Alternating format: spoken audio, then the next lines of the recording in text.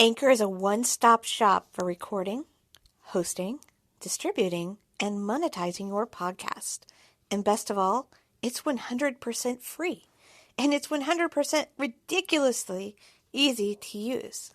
We find it really convenient for Night Moves Radio and our Cloverleaf Radio network.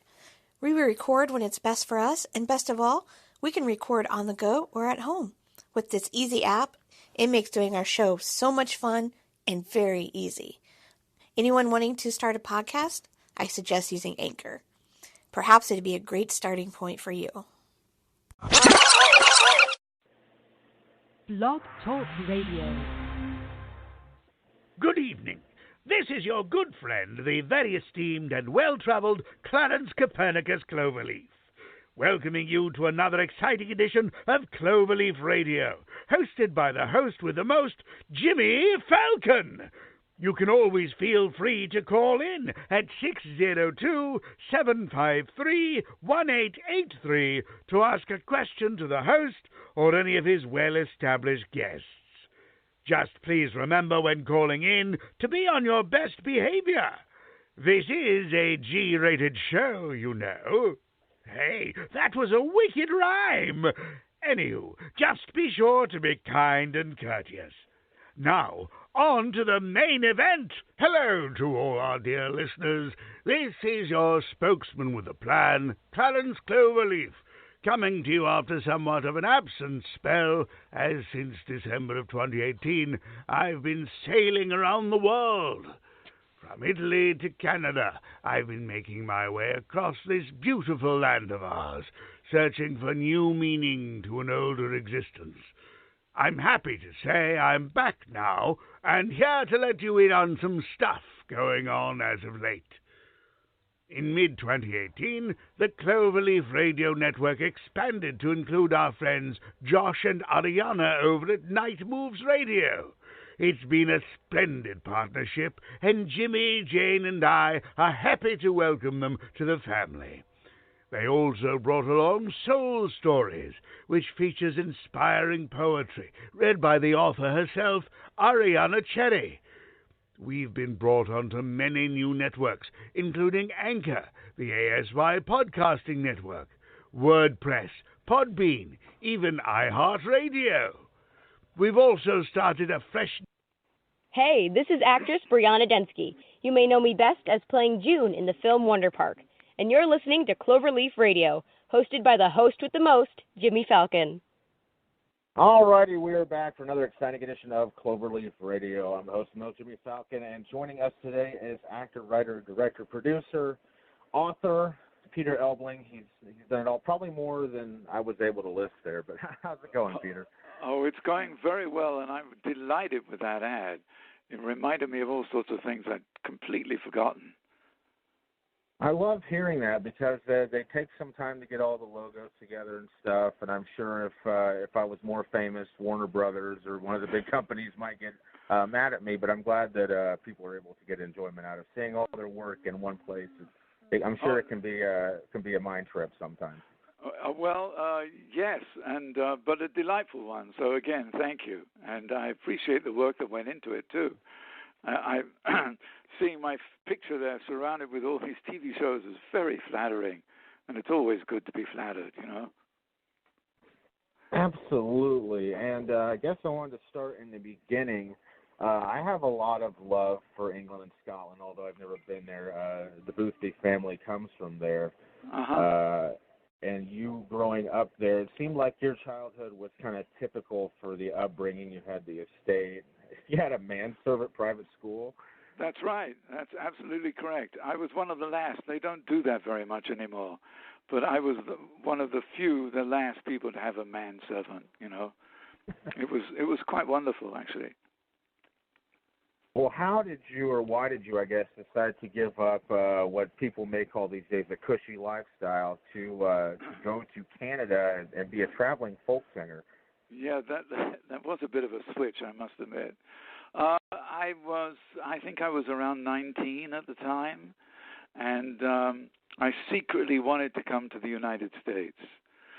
But when I went to the American Embassy in England, it's this huge brick building, obviously, But it was so foreboding that I was intimidated. And it was much easier to get into Canada being a British subject. So I chose to go to Canada first. And that was, a walk in the park getting in. And then after a couple of years of going across Canada, which is where I started folk singing, I went down into the States. So prior to going to Canada, I had been learning how to play guitar, but I'd never performed in public. But that was Canada takes responsibility for that, and in particular, a place called Calgary, Alberta, which is where I first performed. Wow, yes, Canada is very vast. It seems like I know that closest I got was Detroit. I know that's pretty close to Toronto. But whereabouts is Calgary? Calgary is sort of the Midwest of Canada. Oh, so it's our area, basically. Right. I'm in Illinois, so it sounds like, yeah. Yeah, sort of. It may be a little further west in Illinois, but it's sort of in that area, Wow. But I've heard that Canada's, in a lot of ways, is like America, I guess, if you could make any comparisons between two countries. Yes, it's sort of America Light, It has everything that you have in America, you have in Canada, plus a few other oddities that are purely Canadian, none of which I can remember anymore, because it's been 50 years at least, Yeah, that's understandable. I noticed that it didn't take long before your nervous energy made you decide to stop folk singing, and you joined a comedy group. And I hope I'm not butchering this guy's name, with Michel Choquette. Yeah, he's actually French-Canadian, so he pronounces it Michel Choquette. No, see, yep, messed it up. No, that's all right, not at all. I did all the time just to annoy him. The Times Square, too. How did you guys end up meeting and get together? Excuse me. We were both playing at a club.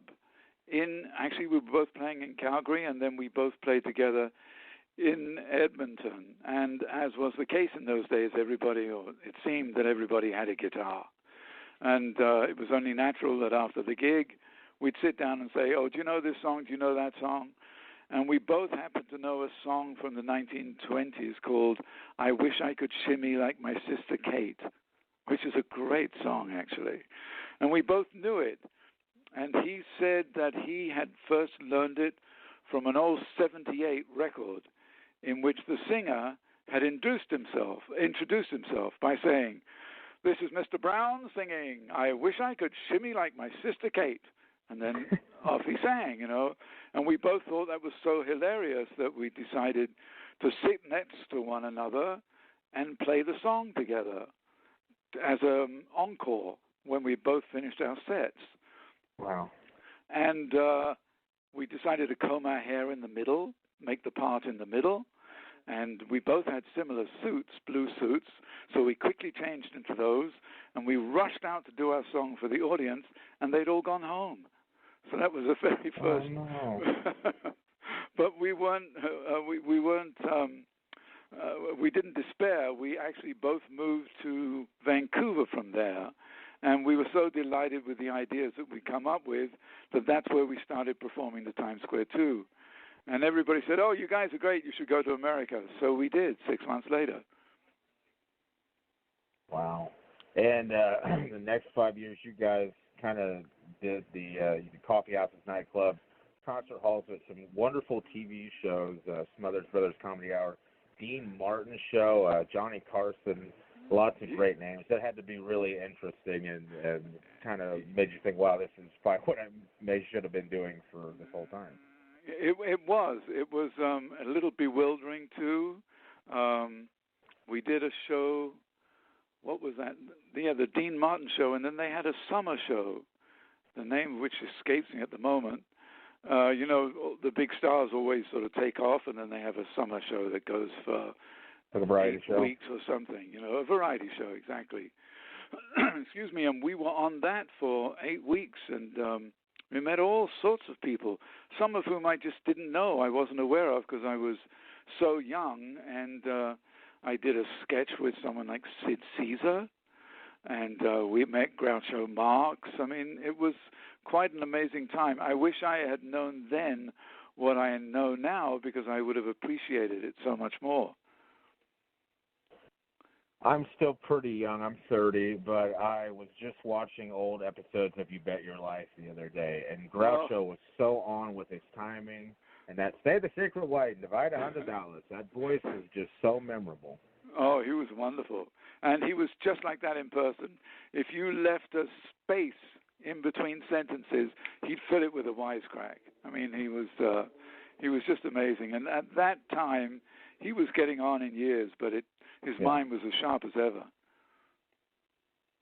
That is amazing, and I've heard a lot of great things about Dean Martin when I talked to his daughter Dina, and it just seemed like he was one of a kind, one of those people you see and you can go, this guy looks like a great guy, and he ends up being one. That's always great to hear.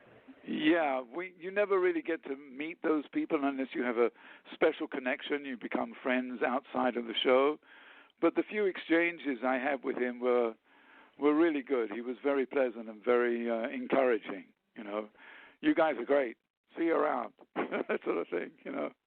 Wow. Well, I did notice, and I wanted to bring this up because unfortunately we lost Valerie Harper just about not even 3 weeks ago. Right. You were on Rhoda for. Yes, I was. Yes. What was that like? That working on that show and getting to work with her. Oh, she was wonderful. She was wonderful. Again, nearly everybody who makes it to that level, one of the things, not always, but most of the time, they're very kind and very generous because they've gone through a lot to get there, and they realize how difficult it is for everybody else. And they're always willing to share their time or expertise or anything that they can help you with. And she was certainly one of those people. I had great fun on that show. And going into my childhood, and Rick Moranis was always hilarious, and I found it really cool that you wrote what became Honey, I Blew Up the Kid. Yeah. How did you guys get the idea for that? Well, I had an idea. I can't remember how we heard it. At the time, I was producing and directing a group of improvisational actors. We would perform once every 6 weeks or so, called the Hollywood Primary. We'd do it at midnight at a famous hotel here in town called the Hollywood Roosevelt Hotel. And I was friends, obviously, with all the people in the cast. And I remember somebody telling a story about a giant baby. And I remember getting hold of my friend Gary Goodrow and saying, this is a great story, we should write it. So we wrote a film script called Big Baby. And it just so happened that I think it was around the time that we wrote it that Honey, I Shrunk the Kids came out. Mm-hmm. So when they were looking for a sequel, we had it right there, you know, and then they brought in other writers to make sure that it was a good sequel in the sense that it had the same characters and so forth and so on. But that's where the idea started. Yeah, and for them to get Randall Kleiser directed, he has so much talent as a director, with Grease being maybe his most legendary film. But he was very nice to talk to, and I'm sure that seeing any kind of idea you have, and you guys work so hard to put together a script for, to see that get made and not just shoved in a desk or on the floor somewhere, it's got to be a really awesome feeling. Well, it was obviously delightful when they decided to give us credit, because with any number of films made in Hollywood, there's often several writers. They go through several rewrites, and as they did with Big Baby. And then there's a commission or a panel who go through all the various scripts and decides who has given enough to the project to warrant getting credit, and they decided that we had. So that was wonderful when that phone call came through. That was really terrific. I remember that very distinctly. It was quite a bit different than the original script we wrote. Ours was a little more hard-edged. But at the time, the first one hadn't come out, so